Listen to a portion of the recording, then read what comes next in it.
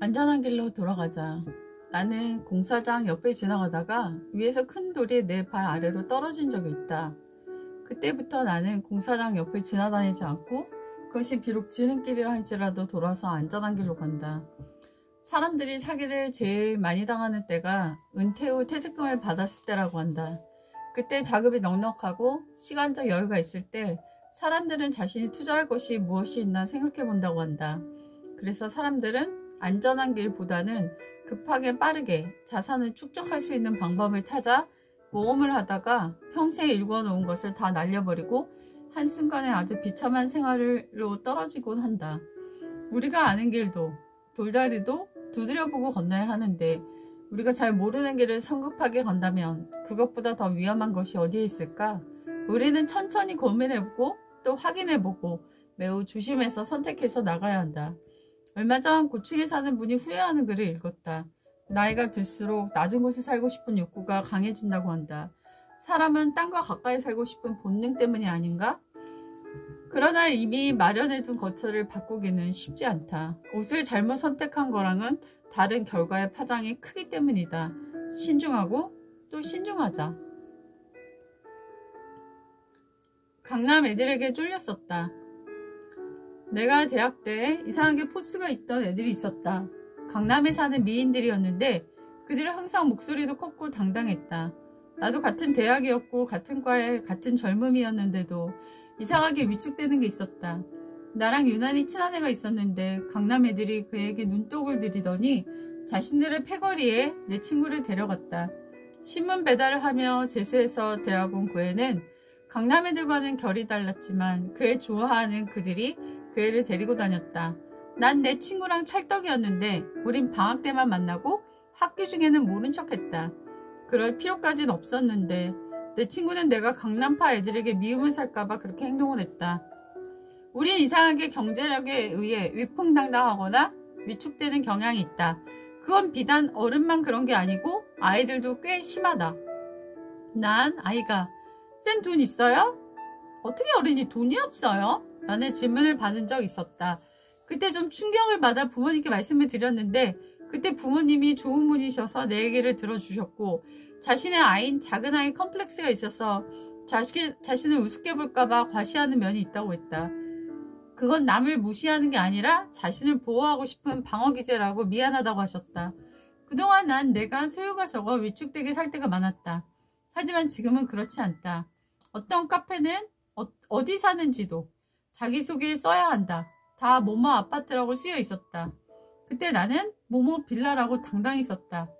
사람의 크기는 그의 소유나 지식, 외모, 인맥으로 측량되는 게 아니고 그의 마음으로 평가된다.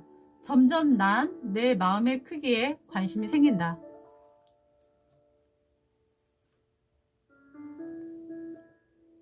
트라우마에서 벗어나기. 한 작가가 자신의 가족을 소설로 써서 등단했는데 명예훼손 고소를 당했다. 연예인 어느 분도 굉장한 미인인데도 50이 넘었는데도 아직 결혼을 안 하고 있는데 아직도 그녀 어머니의 빛을 갖고 있다는 소문이 들린다. 얼마 전 유명 개그맨이 자신의 몇십 년 번 재산을 빼돌린 가족 얘기로 세상을 시끄럽게 했다. 가족끼리 왜 그래? 라는 책에서 얼마나 많은 분쟁과 소송이 가족 간에 일어나는지 그리고 있다. 사랑으로 보듬어야 할 가족이 우리의 트라우마의 온상이 되어 살아가는 사람이 많다. 하나님은 너희 가족이 원수란 구절을 성경에 담으셨다. 가족들의 언어나 폭력, 가스라이팅을 당할 때 어떻게 이럴 수가 있지? 라는 생각을 하지 말고 많은 사람들이 이런 삶 속에 투쟁하며 산다고 생각하며 위로가 될 수 있다. 한 아들이 아버지를 죽여 감옥에 갔다. 그 동생에게 범죄 심리학자가 찾아가 인터뷰를 하니 그의 첫 대답은 이러했다. 형을 이해합니다. 가족만이 이해하는 가족 간의 비극은 그들의 인생을 짓밟는다. 그래서 우린 어느 가족도 온전히 이해가 그 구성원이 아님 불가능한 것이다.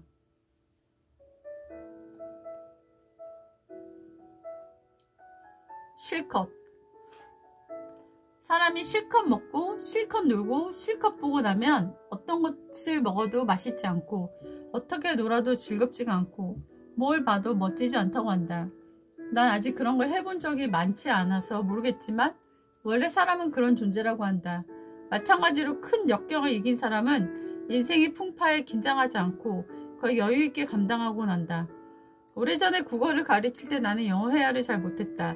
그런데 내 학생들이 귀국반이라 고상성어나 한국어가 능통하지 않은 아이들이었다. 그 애들은 쉬는 시간에 영어로 서로 대화했다. 그리고 외국 경험을 많이 안 했던 나에게 외국에 대해 들려주곤 했다. 대부분은 불평이 많았다. 그리고 나도 몇 년 있다 외국에서 살게 되었는데 난 외국의 경험이 적어서인지 모든 게 좋기만 하고 감사하고 행복하기만 했다. 그때 그 아이들이 실컷 누리고 온 외국과 내가 처음 만난 외국은 무척 온도 차이가 있었다.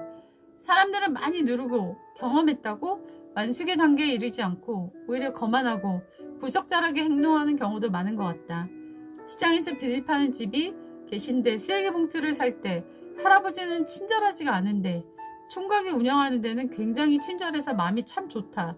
손에 익고 능숙해질 때까지 더 겸손하고 정숙해져야 하는데 일의 완성도와 상관없이 마음은 높아져만 가는 것은 왜일까?